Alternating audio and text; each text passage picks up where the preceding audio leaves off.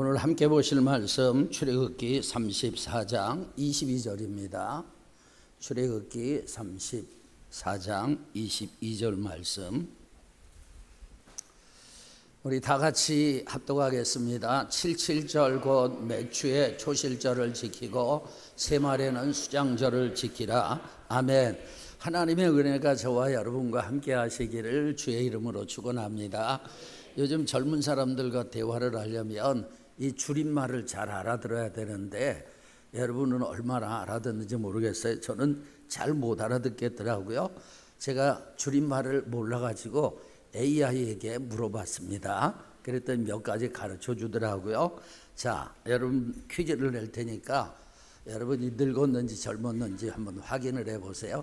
갑분싸가 뭡니까? 갑분싸. 야, 이거 큰일 났네. 갑자기 분위기가 싸해진다. 뭐 노잼은 알겠고 재미없다, 꿀잼은 아주 재밌다, 그런 뜻이죠. 좀 말하기 그런데 존맛탱, 존나 맛있탱, 매우 맛있다를 강조한 표현입니다. 그리고 우리나라 사람들은 곧 죽어도 무조건 뭐예요? 얼죽아라고 하잖아요. 얼어 죽어도 아이스 아메리카노. 그렇죠. 만반잘부, 만나서 반가워, 잘 부탁해. 마지막 별다줄이 있어요. 별다줄, 별걸 다 줄인다. 자, 오늘 설교 제목은요, 맥치로를 통한 하나님의 요구입니다. 여러분, 맥치로가 무슨 뜻일까요? 맥치로가 뭡니까? 저도 줄임말을 써봤어요. 맥치로는 맥추절, 칠칠절, 오순절입니다. 여러분, 맥추절, 칠칠절, 오순절은 성경에 다 나오는 절기인데 사실 다 같은 절기입니다. 맥추절은 보리추수라는 뜻에서 유래를 했는데 사실은 번역이 잘못된 것 같아요. 밀추수입니다. 그래서 하나님 앞에 수확으로 감사드리는 그런 절기예요. 구약 성경에 나오는 3대 절기가 있습니다. 유월절과 맥추절과 초막절이죠. 그때 이스라엘 남자들은 다 예루살렘으로 올라가야 했습니다. 77절은 7번의 안식일이 지난 날이라는 의미예요. 그래서 유월절이 지나고 안식일입니다. 그 다음에 초실절인데 그때부터 77에 49 플러스 1 해서 50일째가 되는 날이고, 오순절 역시 5번의 열흘이라는 뜻으로 50일째 되는 날입니다. 그래서 신약에서는 예수님이 언제 죽으셨냐면 6월절에 죽으셨고, 언제 부활하셨냐면 초실절에 부활하셨습니다. 제가 지난주에도 절기 얘기하고 이번 주에도 절기 얘기해서 재미없을까요? 관심이 별로 없겠죠. 예수 이름으로 귀가 열리길 축원합니다. 예수님께서 부활하신 날로부터 50일째 되는 날, 그때 승천하시고 이제 40일째 승천하시고 50일째 성령께서 강림하셨죠. 오늘 설교는 맥치로를 통해서 하나님께서 우리에게 요구하시는 것이 있는데 그것이 무엇인가 살펴보겠습니다. 첫째, 언약 안에 거하기를 축원합니다. 미국의 한 구강외과 의사가 있었습니다. 어느 교회 장로님이었는데 많은 수입이 있었는데 대부분의 수입을 어려운 사람들에게 쾌척을 했습니다. 6명의 딸을 낳았는데 딸들을 믿음 안에서 잘 키웠습니다. 그래서 사람들에게 칭송을 받았고 모범이 됐습니다. 그런데 이분에게 한 가지 고민이 있었어요. 무슨 고민이냐면 대학생 때 목사가 되기로 서원 기도를 했습니다. 그런데 부모님이 반대를 한 거예요. 의사도 목사 못지않게 중요한 직업이다. 돈 많이 벌어서 그것으로 하나님의 일을 해라. 그는 결국 의과대학에 진학을 해서 의사가 되었습니다. 그런데 그 하나님 앞에 드렸던 서원 기도가 자꾸 생각나는 거예요. 그래서 대학을 졸업한 지 20년 만에 프린스턴 신학교에 입학을 해서 목사가 되고 이분이 세계적인 설교자가 되었습니다. 이분 이름이 오랄 로버츠입니다. 조용기 목사님이 모델로 삼았던 그런 분이에요. 오랄 로버츠 목사님은요, 사람과의 약속도 중요하지만 하나님과의 약속은 더욱 중요하다 이렇게 말씀하셨는데, 여러분 우리가 성경을요 더 바르게 그리고 더 깊이 이해를 하려면 성경에 나오는 용어들을 잘 이해를 해야 합니다. 성경에 나오는 단어들을 잘 이해를 해야 되는데, 여러분 성경에 보면 비슷해 보이기 때문에 같은 의미로 이해를 하는 단어들이 있어요. 예를 들자면 약속과 언약이라는 단어입니다. 여러분 약속은 프라미스라고 하는데 주로 하나님 편에서 일방적으로 확정적으로 말씀해 주시는 거예요. 내가 너에게 이렇게 해주겠다. 하나님은 노아에게 홍수 심판을 하지 않으시겠다고 약속하셨죠. 아브라함에게는 하늘의 별처럼 바닷가의 모래알처럼 많은 자녀를 주시겠다고 약속하셨죠. 약속. 그 다음에 언약이 있습니다. 커버넌트라고 하는데 쌍방적인 계약이에요. 하나님과 사람 사이에 공식적인 합의입니다. 내가 이렇게 해줄 테니 너희는 이렇게 해라. 상호간의 의무가 따르는 것입니다. 그러니까 간단하게 말하면 약속은 하나님이 일방적으로 주시는 것에 가깝고, 언약은 하나님과 사람이 맺는 관계와 계약에 가깝다, 이렇게 보시면 되겠어요. 오래전에 있었던 일이에요. 어떤 사람이 담배를 끊으려고 애를 쓰는데 고생을 많이 했는데 담배를 못 끊었어요. 그런데 옆집에 있는 친구가 담배를 끊었다는 거, 금연에 성공했대요. 그래서 물었습니다. 어떻게 해서 담배 끊었나? 약 좀 먹었지? 무슨 약인데 효과가 좋아? 효과 확실한데 그 약을 좀 오래 먹어야 돼. 그렇지 않으면 효과가 없어. 그래, 나도 좀 소개해줘. 금연에 성공한 친구가 대답했어요. 그 약은 교회에서만 파는데 구약과 신약이야. 성경은요, 구약과 신약으로 나눕니다. 구약은 예수님이 오시기 전 이스라엘과 하나님과의 관계 속에서의 언약을 다루는 내용이에요. 그 다음에 예수님과 그 후에 교회 시대의 관계의 언약을 담고 있는 것은 신약입니다. 여러분, 옛 언약은요, 시내산에서 맺은 언약으로 맥추절, 칠칠절, 오순절, 맥치로에 세워진 언약입니다. 날짜가 같은 날이라는 거예요. 물론 그 언약식이 먼저였어요. 옛 언약은 모세가 중재자입니다. 그리고 무슨 피를 사용했냐면 어린 양의 피를 사용해서 피를 이스라엘 백성들에 뿌리면서 언약을 했습니다. 옛 언약의 내용은 이스라엘 백성들이 율법대로 살면 복을 받을 것이고 율법을 버리게 되면 저주받을 것이라는 그런 말씀이에요. 그래서 율법대로 살면 그들은 하나님의 소유가 됩니다. 제사랑 나라가 되고 거룩한 백성이 되는 것입니다.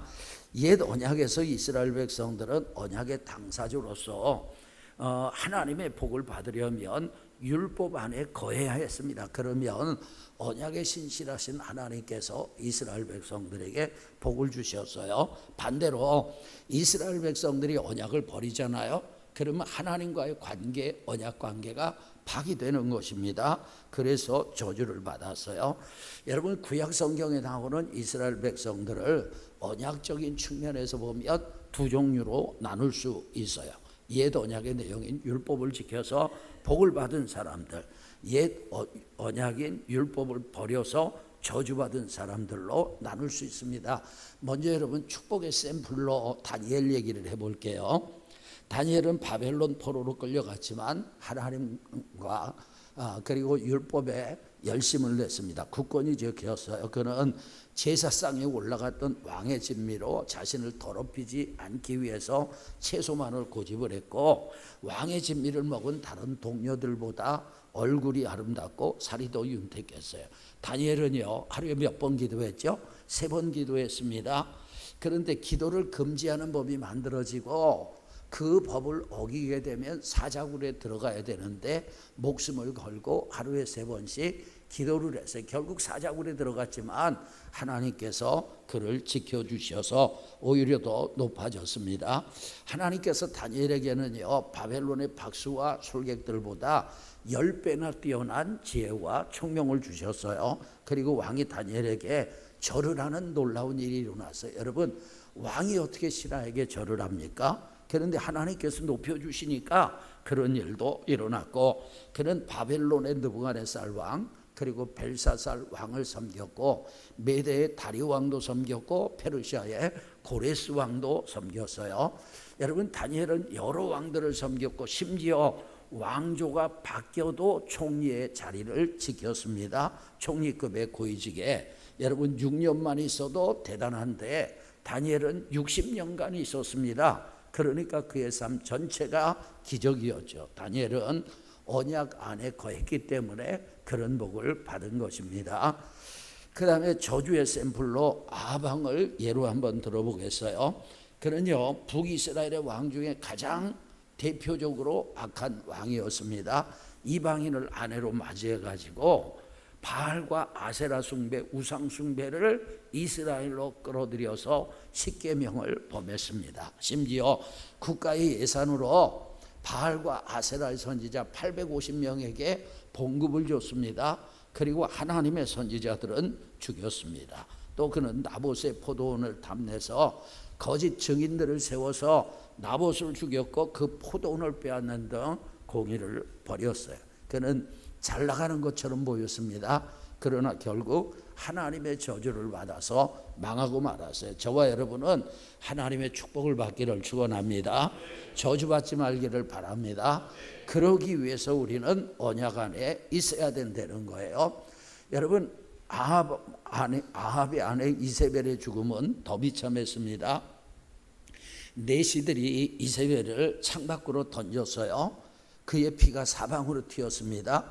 예후라는 장군이 그 시체를 밟고 지나갔습니다. 후에 시체를 장사하려고 찾아보니까 해골과 발과 손밖에 남지 않았어요. 나머지 살들을 개들이 먹어버린 것입니다. 정말 비참한 죽음이죠.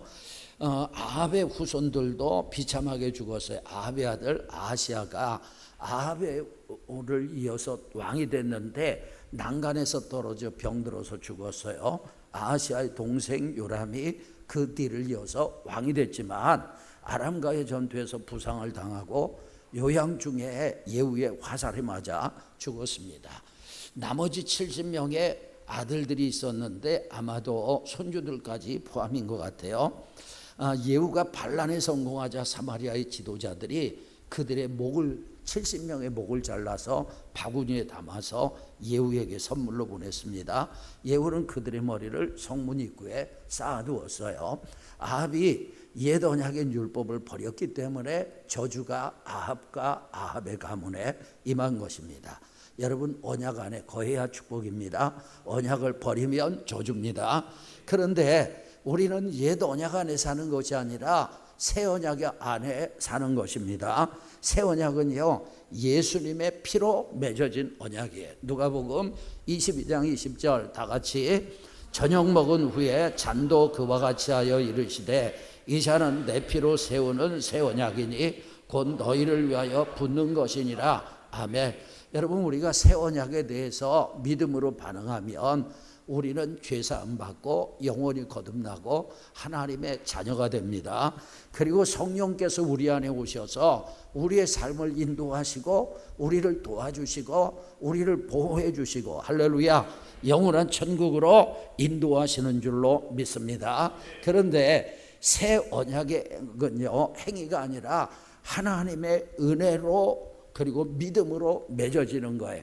요한복음 3장 16절 다 같이 이처럼 사랑하사 독생자를 주셨으니 이는 그를 믿는 자마다 멸망하지 않고 영생을 얻게 하려 하심이라. 아멘. 여러분 하나님이요 세상을 사랑하셔서 독생자를 주셨어요. 언약의 당사자가 되면 그 사람은 멸망하지 않고 영생을 얻습니다. 조건은 행위가 아니라 믿음이에요. 따라합시다. 믿으면 믿는 자마다. 그런데 새 언약의 조건인 믿음은 사람이 만들어낼 수 있는 것이 아니라 하나님이 주시는 거예요. 하나님의 선물이에요. 에베소서 2장 8절 시작. 너희는 그 은혜에 의하여 믿음으로 말미암아 구원을 받았으니 이것은 너에게서 난 것이 아니요 하나님의 선물이라. 아멘. 자, 새 언약을 한번 다시 정리하겠습니다. 우리가 새 언약의 당사자가 되잖아요. 그럼 멸망하지 않고 영생을 얻습니다. 그것을 위해서 하나님은 독생자를 보내셨어요. 조건은 믿음이에요. 그런데 믿으면 구원을 받는다고 하시고 우리에게 믿음까지 선물로 주셨어요. 할렐루야. 그래서 은혜입니다. 너무 중요하기 때문에 다시 정리할게요. 하나님이 구원의 길을 제시하시고 믿으면 구원을 받는다고 하시고 우리에게 믿음까지 주셨어요. 그러니까 여러분, 우리가 끝까지 할 일은 뭐냐? 믿음 붙잡고 믿음으로 사는 것입니다. 아멘. 그것이 바로 새 언약 안에 거하는 거예요. 제가 실버 예배를 드리면서 어르신들에게 일부러 자주 하는 말이 있습니다. 어떤 얘기를 하냐면, 어르신들, 우리가 세상을 살다 보면 눈앞이 캄캄해지고 이제 죽는구나, 그런 생각이 들 때가 있습니다. 그때 누구를 불러야 됩니까? 누구를 불러야 돼요? 예수 그리스도, 예수님을 부르는 거예요. 그리고 예수님이 나의 죄를 대신 지시고 십자가에서 죽으시고 부활하신 것을 믿으면 천국 갑니다. 그리고 따라해 보세요. 여러분 따라해 보세요. 예수님, 저를 천국으로 인도해 주세요. 이렇게 예수님께 말씀드리면 예수님께서 우리 어르신들을 천국으로 인도하실 것입니다. 여러분, 이런 제 말이 유치하게 들릴지 모르지만 그게 복음입니다. 그게 새 언약 안에 거하는 거예요. 에녹이 300년 동안 변함없이 하나님과 동행했는데 저와 여러분은 죽을 때까지 예수 그리스도를 믿으시고 여러분 새 언약 안에 거하기를 축원합니다. 두 번째, 따라합시다. 감사하라. 여러분, 이스라엘의 7대 절기 중에요, 하나님 앞에 첫 열매를 드리는 절기가 두 번 있습니다. 첫째는 초실절이고 두 번째는 맥추절이에요. 맥추절도 초실절이라고 하기도 합니다. 이 초실절에는 제사장이 보리삭 한 단을 하나님 앞에 흔들어서 드려요. 어떻게 해서 드린다고요? 흔들어서 드려요. 이걸 요제라고 하는 거예요. 제사의 방법 중에 흔드는 제사, 요제입니다. 보리예요. 모든 열매가 하나님의 것임을 인정하고 앞으로 주어질 풍성한 수확을 기대하면서 하나님 앞에 감사하는 거예요. 첫 열매를 드리는 또 하나의 절기는 맥추절입니다. 맥추절은 밀을 포함한 여름 곡식의 수확을 완료하는 시점에서 하나님께 감사하는 절기예요. 이때는요, 각 사람이 밀로 만든 누룩을 넣어요. 여러분, 여기서는 누룩을 넣습니다. 떡 2덩이를 가지고 성전으로 갑니다. 그럼 제사장은 준비된 떡 2덩이와 함께 번제물로 드려질 어린 순양 2마리를 가지고 여호와 앞에서 역시 흔들어서 요제를 드리는 거예요. 그리고 제물은 불에 설라서 화제를 드립니다. 이 맥추절은요, 하나님께서 곡식을 수확하게 하신 것을 기념하면서 감사하는 절기예요. 여러분, 하나님께서 때에 맞게 비도 주시고 바람도 주시고 햇빛도 주시고 곡식이 자라게 하셨어요. 그 은혜 감사하는 절기입니다. 그러니까 맥시로를 통해서 하나님께서 우리에게 요구하시는 두 번째 메시지는 뭐냐? 따라합시다. 감사하라. 여러분, 우리는 맥추절에 지난 반년 동안 베풀어 주신 하나님의 은혜를 생각하고 감사해야 합니다. 하나님 우리의 생사화복을 주관하셨어요. 그리고 우리의 모든 필요를 채워주셨음을 감사합니다. 그리고 이제 7월 첫 번째 주인데 나머지 6개월 동안도 하나님께서 은혜 주시고 보호해 주시고 인도해 주시고 필요를 채워주실 것을 믿고 감사하기를 주의 이름으로 축원합니다. 여러분, 하나님께서는요, 구약시대에 7번의 절기를 만드셔서 하나님 앞에 감사하게 하셨어요. 신약시대에도 우리가 절기를 지킵니다. 여러분, 하나님께서 절기를 왜 만들어 주셨을까? 왜 허락하셨을까요? 이렇게 한번 생각해 보세요. 이스라엘 백성들이 가나안에 들어갔어요. 그리고 1년이 지나서 첫 수확을 거뒀습니다. 그때 이스라엘 백성들이 얼마나 기뻤겠어요? 얼마나 감사했겠어요? 이스라엘 백성들은요, 하나님 앞에 첫 열매를 드리는 것이 전혀 힘들지 않았을 것입니다. 농사 짓는 것은 힘들었지만 하나님 앞에 첫 열매를 드릴 때는 감사와 감격이 있었고 눈물이 있었어요. 여러분, 감사의 눈물, 기쁨의 눈물이죠. 왜요? 40년 동안 광야 생활을 했잖아요. 그런데 이제 가나안에 들어왔어요. 그리고 하나님께서 내 땅을 주셨어요. 내 땅에서 농사를 지었어요. 내 땅에서 곡식을 추수했어요. 얼마나 감사하겠어요. 얼마나 감격스럽겠어요. 그래서 하나님 앞에 기쁨으로 첫 열매를 드릴 수 있었어요. 1년이 지납니다. 1년이 지나면 추수를 할 때 1년 전 첫 해에 수확을 거둘 때보다는 기쁨과 감격이 훨씬 줄어들었을 거예요. 또 1년이 지났다고 생각해 보세요. 그러면 감사도 감격도 없이 당연하게 생각을 했을 것입니다. 하나님께서는요, 바로 이것을 걱정하신 거예요. 여러분, 그렇게 되면 영적으로 타락하는 거예요. 그게 망하는 길입니다. 그래서 매년 추수를 한 후에는 첫 열매로 감사절을 지키라고 명하신 것입니다. 여러분, 하나님께서는요, 맥추절을 통해서 감사하게 하신 것 또 다른 이유는, 따라합시다. 우리에게 복을 주시려고. 잠언 3장 9절 10절 다 같이 읽습니다. 내 재물과 내 소산물의 처음 익은 열매로 여호와를 공경하라. 그리하면 내 창고가 가득히 차고 내 포도즙 틀에 새 포도즙이 넘치리라. 아멘.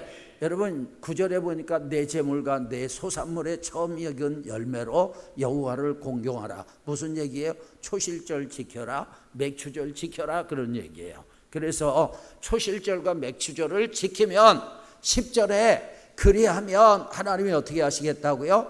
내 창고가 가득히 차고 내 포도즙 틀에 새 포도즙이 넘치리라. 아멘. 두 가지 약속을 하시는데 사실은 같은 말을 반복하신 것입니다. 농경사회에서 부와 안정을 상징하는 표현이죠. 그러니까 하나님께서는 하나님께 감사하며 절기를 지키는 자에게 풍요와 번영을 약속하셨어요. 할렐루야. 따라합시다. 감사는 축복입니다. 여러분, 1958년 노벨 의학상은 캐나다의 뇌분비학자 한스 셀리라는 분이 받았습니다. 그분이 노벨 의학상을 받게 된 것은 스트레스에 관한 연구 때문이에요. 이분이 이제 하버드에 가서 강연을 했습니다.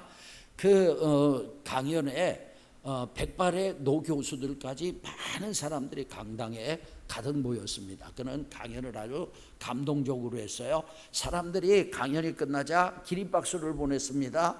그리고 강당에서 내려오는데 한 청년이 질문을 했습니다. 선생님, 우리가 스트레스 홍수 시대에 살고 있는데 스트레스를 해소할 수 있는 비결을 딱 한 가지만 말씀해 주세요. 그때 한스 셀리가 이렇게 대답했습니다. 감사하십시오. 감사하는 삶을 사십시오. 이것이 여러분, 스트레스를 연구한 세계 최고의 학자가 스트레스를 이기는 방법으로 내놓은 처방입니다. 우리가 사는 세상도 온갖 스트레스로 가득합니다. 여러분, 세상 어디를 봐도 스트레스만 쌓이잖아요. 여러분, 우크라이나와 러시아를 봐도, 이스라엘과 이란을 봐도, 트럼프와 미국을 봐도 참 트럼프 럭비공 같아요. 스트레스입니다. 중국과 북한을 봐도 스트레스만 쌓이죠. 우리나라 정부나 정치를 봐도 우리의 속을 시원하게 해주는 것이 아니라 우리 속을 뒤집어 놓는 일들을 얼마나 많이 합니까? 가정에서도 직장에서도 스트레스가 쌓일만 일어나는 것 같아요. 이러한 스트레스를 이길 수 있는 비결이 뭐냐? 따라합시다. 감사입니다. 제가 또 우리 큰아들 모세 전도사 얘기를 하겠습니다. 하지 말라고 그랬는데, 자기 얘기 좀 하지 말라고 했는데, 과거에 이제 미국에 가서 신학을 좀 했잖아요. 그런데 군대 다녀와서 목회자의 길을 포기하고 실용음악을 했습니다. 드럼을 전공했는데 어깨 근육 파열로 인해서 드럼을 칠 수 없게 되었어요. 미국에서 대박 사업의 길이 열린 것 같았지만 코로나로 길이 막혔어요. 카페를 열었지만 시원치 않았습니다. 그런 과정에서 모세 전도사가 주님을 떠나고 교회를 등지고 세상으로 깊이 들어가서 타락의 길을 간 것은 아니지만 내적인 갈등이 심했습니다. 믿음이 무너지는 것 같았어요. 행복하지 못하다는 표현보다는 불행하게 사는 것 같았습니다. 아비로서 내적인 방황을 하는 아들을 볼 때 너무나 힘들었습니다. 저희 부부는 기도할 수밖에 없었어요. 교회도 나오고 예배도 드리지만 그 믿음이 막 무너지고 내면의 갈등이 너무나 심한 거예요. 그런데 그 아들이 이제 다시 목사가 되겠다고 신학을 하고 있고 우리 교회에서 전도사로 학생의 사역을 하고 있습니다. 이전에 무너졌던 믿음이 많이 회복돼서 감사하고, 그리고 이제 식탁에 앉아서 저하고 성경 얘기, 신학적인 얘기, 또 오늘 설교는 선한 사마리아인의 비유인데 거기에 대해서 쭉 얘기를 하고 배경을 얘기하고, 그래서 제가 볼 때 저보다 훌륭한 목사가 설교자가 되겠다는 생각이 들어요. 하여튼 이전에 무너졌던 믿음이 많이 회복됐어요. 우리 모세 전도사가 지금의 자리로 돌아오게 된 계기가 뭐냐? 그게 감사예요. 여러분, 제가 너무나 힘들어하는 아들에게 한 가지 부탁을 했습니다. 나는 하루에 1000번씩 하나님께 감사를 하는데 너도 한번 도전해 봐라. 하나님께서 좋은 일을 허락하실 거야. 얼마 후에 아들에게 전화가 왔습니다. 아빠, 저 40일 금식 할게요. 깜짝 놀랐습니다. 왜 그런 생각을 했어? 아빠처럼 하나님께 1000번 감사를 하는데 성령님이 감동을 주셨어요. 그렇게 해서 40일 금식을 시작했는데 저는 처음에 교회에 광고도 안 했어요. 기도 부탁도 하지 않았어요. 왜냐하면 며칠 하다가 포기할 수도 있잖아요. 그런데 대견하게 카페 일을 하면서 금식을 잘했습니다. 저는 20일을 채운 후에 교회 광고도 하고 기도 부탁도 했어요. 33일간 카페 일을 하면서 금식을 했고 나머지 7일은 교회에서 전적으로 시간을 보내면서 40일을 채웠습니다. 여러분, 제 아들 모세 전도사의 심령에 언제 하나님의 불이 붙었습니까? 감사할 때. 제 아들의 믿음이 어떻게 회복됐습니까? 감사를 통해서요. 제 아들의 잃어버렸던 사명 어떻게 회복됐습니까? 감사합니다. 제 아들은 하나님께 감사하다가 회복된 거예요. 감사할 때 하나님이 역사를 하십니다. 감사를 통한 파워입니다. 할렐루야. 감사는 따라합시다. 훈련해야 합니다. 자, 우리 교회가 매주 토요일 실버 예배 사역을 하잖아요. 오시는 어르신들에게 매주 1kg씩의 쌀을 드리기 때문에 좀 경비가 들어가지만 저는 너무너무 감사합니다. 왜냐하면 어르신들에게 복음을 전하니까 이 사역은 정말 보람이 있어요. 우리 어르신들 가운데 단 한 분이라도 예수 믿고 천국 간다면 여러분 대박 성공인 줄로 믿습니다. 오늘 예배드리는 분들 중에도 이 사역으로 인해서 우리 교회 오신 분이 3분이 계십니다. 저는 정말 귀하게 생각하고 존귀하게 생각합니다. 여러분, 이 실버 예배 사역은요, 윤인규 목사님을 통해서 시작이 되었어요. 윤 목사님이 하시는 가나안 정복 목회자 세미나가 있습니다. 제가 직접 가서 듣지는 않았고 CD로 봤습니다. 윤 목사님의 강의 중에 번개 기도라는 것이 있어요. 그러니까 1초에서 5초 정도의 시간에, 짧은 시간에 번개같이 기도하는 것입니다. 번개 그림을 그린 밴드를 손가락에 반지처럼, 오늘 제가 금반지 일부러 하고 왔습니다. 네, 반지처럼 그렇게 끼고 있다가 길을 가다가 밴드를 보는 순간 하나님 앞에 기도하는 거예요. 짧은 기도를. 운전하다가 밴드를 보는 순간 하나님 앞에 번개 기도를 하는 거예요. 일하다가 놀다가 밴드를 보면 기도하는 것입니다. 저는 아주 좋은 프로그램이라고 생각해요. 감사도 이렇게 훈련했으면 좋겠어요. 제가 오늘 이 금반지 일부러 끼고 왔는데, 이 금반지는 모세 전도사가 아르바이트를 해가지고 우리 4식구 가족 반지를 만들자고 해가지고 한 거예요. 근데 윤 목사님처럼 그렇게 한번 훈련해 보세요. 저처럼 반지를 끼든지 아니면 손가락에 십자가 그림이라도 그리든지. 그래서 여러분, 놀다가 반지를 보면 하나님 감사합니다. 또 일하다가 반지를 보면 하나님 저에게 믿음 주셔서 감사합니다.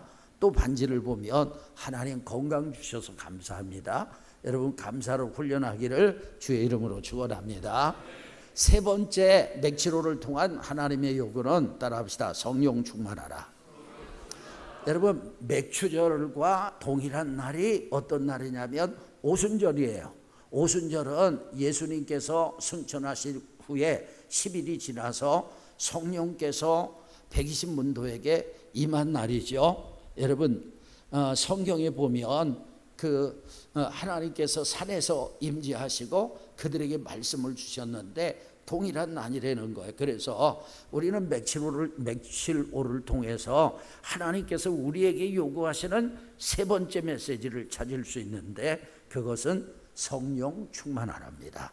여러분, 기독교인들 가운데 성령 충만은요, 나하고는 상관없어. 목사님이나 성령 충만하고 선교사님들이나 성령 충만하지, 나 같은 집사가, 나 같은 일반 성도가 무슨 성령 충만이야? 이렇게 생각하는데 그건 잘못된 생각입니다.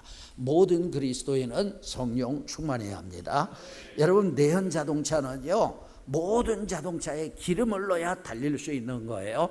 전기 자동차는요, 모든 자동차에 전기가 충전돼야 달릴 수 있어요. 수소 자동차는 모든 자동차에 수소가 충전돼야 달릴 수 있는 것입니다. 마찬가지예요. 여러분, 모든 그리스도인은 성령 충만해야 합니다. 목사도 성령 충만해야 되고, 아멘. 선교사도 성령 충만해야 하고, 일반 신자도 반드시 성령 충만해야 합니다. 그래야 여러분 신앙생활 건강하게 하는 거예요. 그러니까 성령 충만하지 못하면 마치 마네킹과 같은 죽어있는 종교생활을 할 수밖에 없어요. 에스겔 37장에 보면 에스겔이 환상을 봅니다. 마른 뼈의 환상. 하나님께서 그 환상을 통해서 이스라엘과 택한 백성들의 회복과 소생을 극적으로 보여줘요. 하나님의 영이 에스겔을 골짜기로 데리고 가셨는데 보니까 마른 뼈들이 가득한 것입니다. 그런데 하나님께서 에스겔에게 이 뼈들이 살아날 수 있겠느냐 물으셨어요. 에스겔이 대답합니다. 주 여호와여, 주께서 아시나이다. 마른 뼈들은 당시 바벨론 포로 생활로 인해서 모든 소망을 잃고 영적으로 죽어 있었던 이스라엘 백성들의 절망적이고 비참한 상황을 상징하는 것입니다. 그들은 스스로를 우리의 뼈들이 말랐고 우리의 소망이 없어졌으니 우리가 다 멸절되었다 이렇게 표현을 했어요. 하나님께서 에스겔에게 마른 뼈들을 향해서 대언하라고 하셨습니다. 에스겔이 하나님의 말씀대로 대언하자 놀라운 일이 일어났습니다. 그 뼈들이 모이게 됩니다. 서로 연결됩니다. 그 위에 힘줄이 생기고 살이 오르고 가죽이 덮였습니다. 이는 하나님의 말씀의 능력을 보여주는 것입니다. 할렐루야. 에스겔의 대언으로 마른 뼈들이 서로 연결되고 그 위에 힘줄이 생기고 살이 오르고 가죽이 덮였지만 그들은 마치 죽어있는 마네킹과 같았어요. 여러분, 교회는 나와요. 종교생활을 합니다. 그런데 성령이 없이 종교생활을 하는 사람들은 이 에스겔의 환상에 나오는 마른 뼈와 같은 거예요. 이 하나님께서는 에스겔에게 생기를 명해서 사방에서 생기가 와서 그들 안에 들어가게 하라고 했습니다. 에스겔이 여러분 명했습니다. 그러자 사방에서 생기가 와서 그들 속에 들어가니까 그들이 살아나서 지극히 큰 군대가 된 줄로 믿습니다. 여기서 생기는 하나님의 영, 즉 성령을 상징합니다. 성령님께서 역사하실 때 비로소 진정한 생명과 활력을 얻게 되는 것입니다. 우리는요, 자동차의 기름을 계속해서 반복적으로 넣어야 되는 것처럼 성령 충만 받으시고 재충만 받으시고 계속 충만하기를 축원합니다. 절대적입니다. 그런데 사람들이요, 성령의 기름 부음을 원하기보다 자꾸 다른 기름 부음을 받으려고 하는 사람들이 있어요. 제가 몇 년 전에 제 아내하고 그 전국 걷기 기도를 했습니다. 저하고 제 아내입니다. 전국 걷기 기도를 하는데 그때 1년 동안 매달 마지막 주 월요일부터 금요일까지 전국을 남해안, 동해안, 서해안 휴전선을 걸으면서 대한민국을 위해서 기도했잖아요. 그때 중간에 한번 우리 김은숙 집사님이 동참을 했어요. 그 이스라엘에 함께 갔던 이문묵 선교사님이 한 번 함께 가더니 난 도저히 못하겠다고 그래가지고 떨어져 나갔고 하남시에서 목회하시는 정현기 목사님과 함께 했어요. 그러니까 자동차를 가지고 현장에 가는 거예요. 그리고 걷는 기도를 하는데 제가 실수를 했잖아요. 제 자동차 승용차에 휘발유를 넣으니까 이 교회 봉고차에 기름을 넣는데 경유를 넣어야 되는데 휘발유를 넣은 것입니다. 고속도로를 달리는데 이상하게 자동차가 속도가 안 나요. 막 엑셀을 밟아도 아무리 밟아도 점점 속도가 떨어지는 거예요. 그래서 공업사를 들렸는데 공업사에서 모르겠대. 두 번째 공업사도 모르겠대. 세 번째 공업사에 갔더니 정비사님이 기름 냄새를 맡고 경유차에 휘발유를 넣었다는 거야. 그래서 연료 공급 시스템이 손상이 됐고 엔진 작동에 이상이 생겼다는 것입니다. 인젝터가 고장났다는 거예요. 다행히 엔진에는 손상이 없었어요. 그때 엔진까지 완전히 고장났으면 그 자동차는 폐차시켜야 했죠. 다행이에요. 그렇지만 100만 원 이상의 수리비가 들었어요. 여러분, 제가 어릴 때 사람들은요 기도원이나 산기도를 많이 했어요. 삼각산에 어떤 때 가면요 기도하는 사람들이 많아가지고 마치 개구리 떼가 개굴개굴 하는 것처럼 온 천지에 방언 기도하는 사람들이 가득하기도 했어요. 한 번은 어떤 사람이 산에 가서 기도를 하는데 옆 사람의 기도 소리가 들리는데 굉장히 은혜롭게 들리더래요. 이분이 영분별이 안 돼가지고 그분에게 안수를 받았어요. 그런데 안수를 받고 성령의 기름을 받은 것이 아니라 귀신의 기름을 받았어요. 귀신이 들어간 거예요. 귀신이. 나중에 알고 봤더니 안수했던 사람이 이단에 속한 사람이었습니다. 여러분, 우리는 영을 분별해야 합니다. 여러분, 성령님을 사모하시고, 여러분, 세상 기름 부음이 아니라 성령의 기름 부음을 사모하시고 기름 부음으로 충만하기를 축원합니다. 성령님은요 신앙생활의 생명입니다. 능력을 주십니다. 우리는 간절히 성령님을 사모하고 반드시 성령 충만해야 합니다. 오늘 맥지로를 통한 하나님의 요구 세 가지를 나눴습니다. 첫째, 언약 아래 거하라. 구약의 옛 언약이 아니라 새 언약, 예수님의 피로 맺은 언약. 여러분, 믿음 안에 거하기를 축원합니다. 언제까지요? 죽는 그날까지 믿음 잃지 마시고 믿음 배신하지 마시고 예수를 그리스도로 믿기를 바랍니다. 두 번째, 감사하시길 바랍니다. 따라합시다. 감사를 훈련합시다. 자, 그 다음에 세 번째로는 성령 충만입니다. 맥추절과 오순절은 같은 날이에요. 성령을 사모하시고 성령으로 살기를 축복합니다.